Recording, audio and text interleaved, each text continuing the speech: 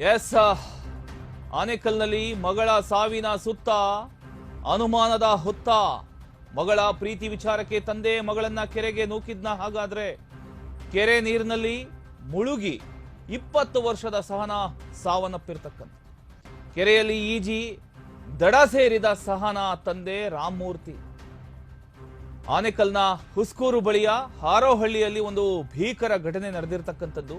ಅನ್ಯ ಜಾತಿಯ ಯುವಕನನ್ನ ಪ್ರೀತಿ ಮಾಡ್ತಿದ್ದ ಯುವತಿ ಸಹನಾ.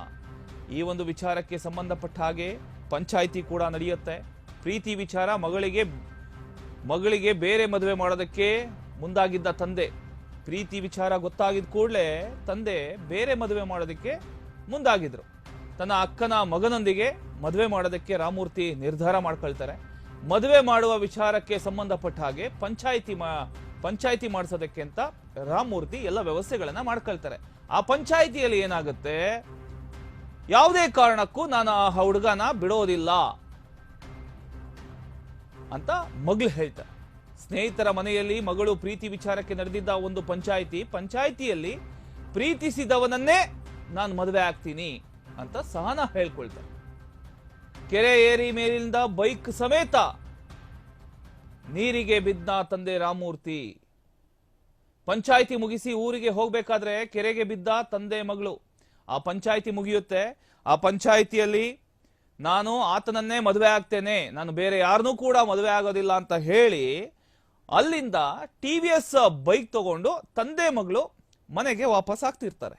ವಾಪಸ್ ಆಗೋ ದಾರಿಯಲ್ಲಿ ಒಂದು ಕೆರೆ ಇರುತ್ತೆ. ಆ ಕೆರೆಗೆ ನೇರವಾಗಿ ತಗೊಂಡು TVS ಬೈಕ್ ಅನ್ನ ನೇರವಾಗಿ ಕೆರೆಗೆ ಬಿಡ್ತಾರೆ. ಇಬ್ರು ಕೂಡ ನೀರಲ್ಲಿ ಮುಳುಗ್ತಾರೆ. ಆದ್ರೆ 20 ವರ್ಷದ ಸಹನಾ ಮಾತ್ರ ಹೊರಗೆ ಬರಲ್ಲ. ಯಾವಾಗ ಸಹನಾ ಸಾವನ್ನಪ್ಪಿದ್ದಾರೆ ಅಂತ ಗೊತ್ತಾಗತ್ತೆ, ತಕ್ಷಣ ಮೆತ್ತಿಗೆ ತಂದೆ ಹೊರಗಡೆ ಬರ್ತಾರೆ. ಇದು ಸಾಕಷ್ಟು ಅನುಮಾನಗಳಿಗೆ ಕಾರಣ ಆಗಿದೆ. ತನಿಖೆ ಕೂಡ ನಡೀತಾ ಇದೆ. ತನಿಖೆಯ ನಂತರ ಏನಾಗುತ್ತೆ ಅನ್ನೋದು ಗೊತ್ತಾಗತ್ತೆ. ಹೆಬ್ಬಗೋಡಿ ಪೊಲೀಸ್ ಠಾಣೆಯಲ್ಲಿ ಈ ಒಂದು ಪ್ರಕರಣ ದಾಖಲಾಗಿದೆ.